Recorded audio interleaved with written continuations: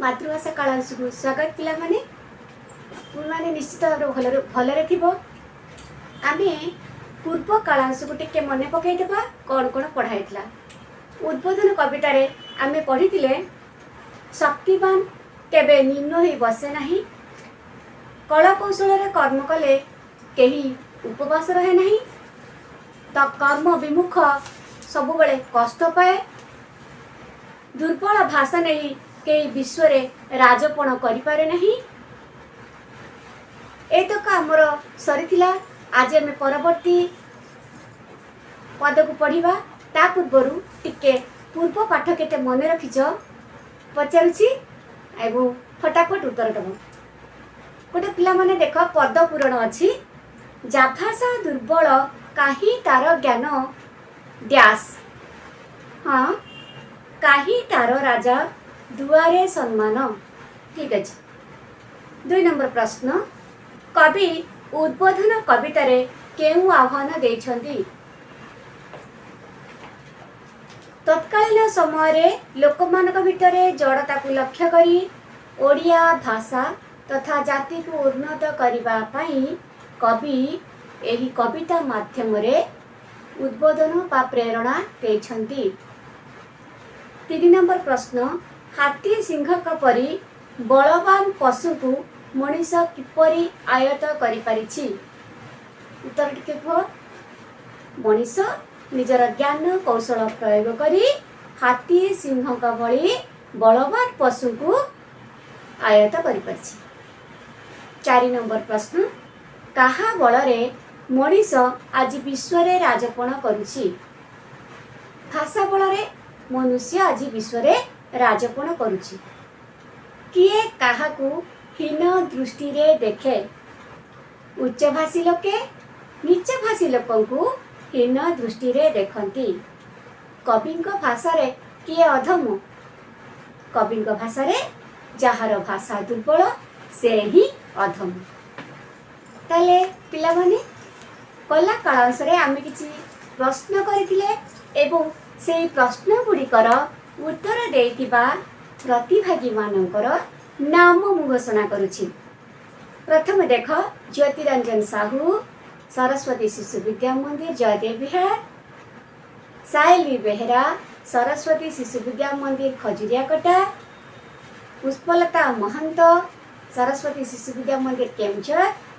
अर्पिता बेहरा, सरस्वती शिशु विद्या मंदिर, सेक्टर 6, राउरकेला 2। बुकुड़ा, सरस्वती शिशु विद्या मंदिर, ना दे नहंती। पुष्पांजलि साहू, सरस्वती शिशु विद्या मंदिर, खजुरियाकटा। हरप्रसाद साहू, सरस्वती शिशु विद्या मंदिर, जयदेव विहार। तु मानकर भविष्यतर उत्तरोत्तर उन्नति कामना करुछि। तुमे एई भली भाबरे आगकू आहुरी आहुरी बड़ एहा ही ईश्वरक निकटरे प्रार्थना। आमे पढ़िथिले, जे नर न बुझे मान अपमान नुहई किसेहु पशुर समान। नर मनुष्य मनीष मानव जे मनीष मान एवं अपमान बुझे नहीं। मान अपमान जुग्म शब्द, मानर विपद अपमान। जे मनुष्य मान एवं अपमान बुझे नहीं से पशु समान नुहे कि बोली कवि प्रश्न करुछंती। कारण पशु जे पशु ता भितरे मान कौन अपमान कौन किछि बुझ फरक पड़े नहीं। से सबु तापा निकट सबु समान ही थाए। जाभाषा दुर्बला काही तार ज्ञान काही तार राज दुआरे सम्मान।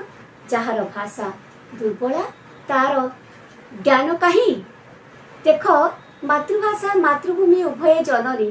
जेहेतु आमे मातृभाषा को जननी बा स्त्रीलिंग रूपे विवेचित करुचे, तेणु दुर्बलर स्त्रीलिंग होची दुर्बला। जो व्यक्तिर भाषा दुर्बल तार ज्ञान काही, तार केते ज्ञान काही तार राज दुआरे सम्मान। एवं तार राजदरबार रे बा उच्च स्तर रे बा सरकारी कर्मक्षेत्र रे ताहार कोउठी सम्मान आसीबो बोली कवि प्रश्न करछंती। उच्च हेबा पाई कर जेबे आशा, उच्च कर आगे निज मातृभाषा। पुणी कवि आम भितरे उद्बोधन सृष्टि करुछंती।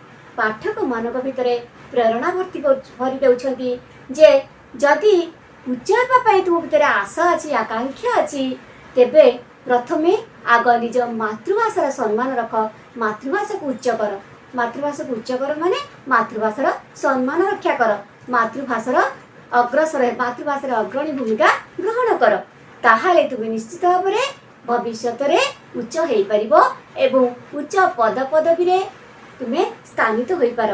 ये पिलाने मने पड़े राजा सिंहा पूजा पाए आपना राज्य रे ज्ञानी किंतु पूजा पाए विश्व दरबारे तेणु जहाँ भितर ज्ञान अच्छी तार से ज्ञान कहार जनक भाषा भाषार जनक हूँ ज्ञान तेणु जहाँ भितर से भाषा रूपी ज्ञान रूपक जनक जहाँ निकटर अच्छी से ही समग्र विश्व दरबार रे राजपण करि समग्र विश्व दरबार रे सम्मान लाभ कर आदर लाभ कर।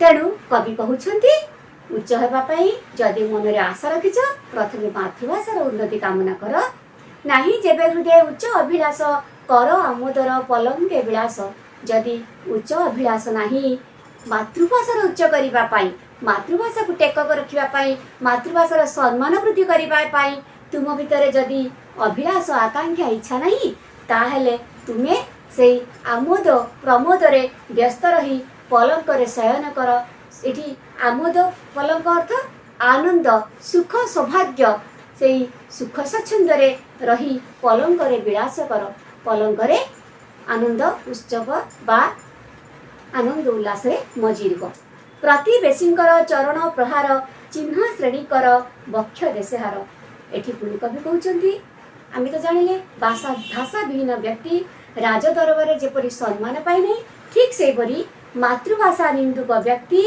केबे समाज रे योग्य विवेचित होई पारे नहीं तेणु कवि कहउछंती प्रतिवेशींकर चरण प्रहार प्रतिवेशीला पड़ोसी पड़ोसींकर पादर प्रहार पाद पद है चरण है पाद प्रहार है माड़ चिन्ह चिन्ह श्रेणी कर बक्ष देशहार से प्रहार को तुम्हें चिन्ह पड़ोसी अर्थात आमर प्रांत भाषा है कौन आमर निजर भाषा मातृभाषा व्यतीत आम पड़ोसी राज्य मानकर भाषा को देख से माने ताका मातृभाषा को किभली भाव में गलार हार कर पिंधि हृदय रे स्थानित करिसेंती किंतु जदि तुम्हें निज मातृभाषा को अग्रणी करने को चाहून ताहले तैयार हो जाओ प्रस्तुत हो जाओ प्रतिवेशी अर्थात पड़ोशी मान ठारू पद प्रहार खाइबापाई अर्थात अपमानित हेबापाई उच्च पद पाई डाकिले राजन केते जन अछ तहिकी भाजन जदि उच्च पद पाई राजन अर्थात राजा डाकती ताहले तुम्हें केते भाजन योग्य दक्ष उपयुक्त केते जन विवेचित हेबो राजा जदि तुमको डाकिबे उच्च पद पर अधिष्ठित करने ताहले तुम्हें प्रकृत रे योग्य तो तुम्हें प्रकृति रे उपयुक्त तो तुम्हें राजन को बा राजान को आदेश रे उच्च पद रे अधिष्ठित हेबा केते दूर विवेचित केते दूर दक्ष ताहा निजे निजे ही आकलन कर बोली कवि कहिसंती प्रतिवेशींकर सहित तुलना करी कर निज मध्यरे कलना एवं प्रतिवेशी सहित निजको तुलना कर पड़ोसी राज्य मानक सहित निजको तुलना कर जे करी कर निज मध्यरे कलना निजको कलना कर प्रतिवेशी माने तांको मातृभाषा को केते उन्नत करिसेंती केते सम्मान रखिसेंती किंतु तुमे ता करिसो कि निजे कलना करी निजे तुलना करी देख करी कर निजे निज मध्यरे कलना तापर देखिबा तहिरु बुझिबो निजे केडे दिन करी अछ पुरी मातृभाषाहीन सेइथि तुमे बुझिजिब जे तुमे केडे दिन केते हीन तुमे केते दरिद्र तुमे कौथिरे दरिद्र भाषा प्रीति रे तुमे केते दरिद्र तुमे निजे बुझी पारिबो एवं तुमे जानी पारिबो जे मातृभाषा को हीन करी तुमे केते दरिद्र भावे हीन भावे तुच्छ भावे प्रतिवेशी पाखे बा पड़ोसी राज्य निकटरे परिगणित हेउछ मातृभाषा पोथी छुईबाकू करे अन्य केहू जाति लज्जाबोध करे कवि पुणी कहउछंती जे मातृभाषा पोथी पुस्तक ग्रंथ छुईबाकू अन्य को जाति लज्जाबोध करे नहीं प्रतिवेशी राज्य मान को देख से माने निजर मातृभाषा को एते दृढ़ करछंती एते सम्मान रखिछंती मातृभाषा रे एते टेक रखिछंती तेणु से सबुबले निज मातृभाषा व्यतीत अन्य कौन भाषा को ग्रहण करने सहजरे प्रस्तुत हूँ ना। तुम्हें जब से अंचल को जीव ताले भाषा कथोपकथन कर आंचलिक भाषा मातृभाषा कथोपकथन करने को बाध्य, किंतु आमे आम भाषा को तले पकई आम अन्य भाषा को सहजरे ग्रहण कर ओडिया भाषा कहूँ लज्जित बोध करूँ। ताहाकू कवि एठारे सूचई देउछंती जे अन्य कौनसी जाति अन्य कौनसी भाषाभाषी लोक निजको लज्जा बोध करे नहीं जेपरी आमे ओडिया माने करूछे। उठ भाई उठ नवीन आलोके शोईथिले चाहि हसुथिबे लोके।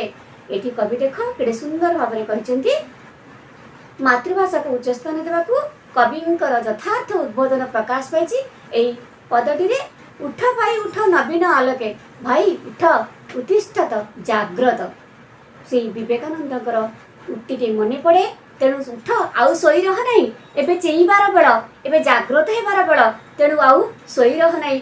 नवीन आलोक नुआ आलोक को देख, नूतन सूर्यालोक आमको आवाहनी संगीत शुणाउछंती, आम भितर चेतना भरी देउछंती, आम भितर उद्बोधन प्रेरणा भरी देउछंती। निज मातृभूमि मातृभाषार सम्मान करिवार समय आसी जाइछि। तेणु जदि तुमती शोई रही ताले लोके तुमको देखी हसुथिबे, केड़े अलसुआ तुम माने, तुम्हें केते हीन, केते मातृभाषा प्रति केते दिन तुम्हें यह कही प्रतिवेशी माने हसुथिबे। शुभ कर्म पथे हुआ अग्रसर, चक्षु मलिबाकू नाही अवसर।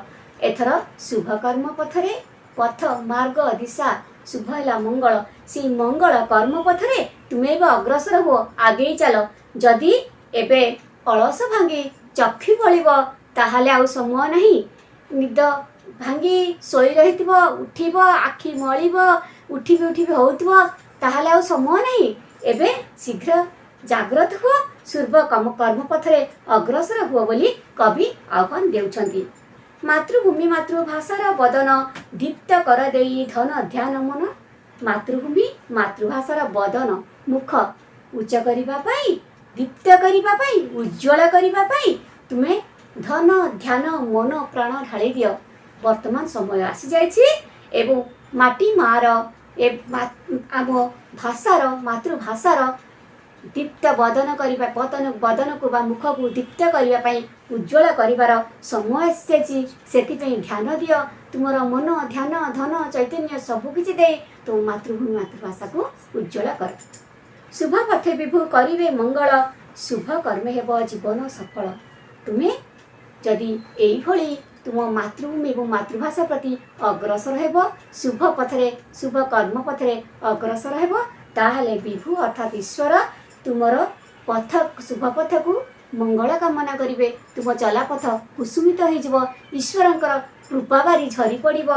शुभ कर्मे हेब जीवन सफल एवं तुम शुभ कर्म तुम जीवन सफलता लाभ करिवो। एहा ही थिला कवितार उद्बोधन। ताहले पिला माने एई तो सरीगला पद्यटी तुम माने भल भाबरे बुझी पारिथिबो।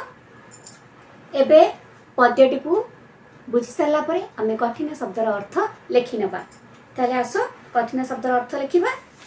अपमान असम्मान, राजद्वारे सरकारी महलरे, हृदय मनरे, उच्च अभिलाष बड़ हेबार इच्छा, आमोद खुशी, पलंक खट, विलास आराम, प्रतिवेशी पड़ोशी, चरण प्रहार पाद प्रहार बा गोईठा माड़, बक्ष देशे छाती रे, हार माळ, भाजन समर्थ, तुलना तौलिबा कलना करिबा, कलना से निरूपण करिबा बा कलन करिबा, दिन दरिद्र अर्थगत पार्थक्य पड़िबो।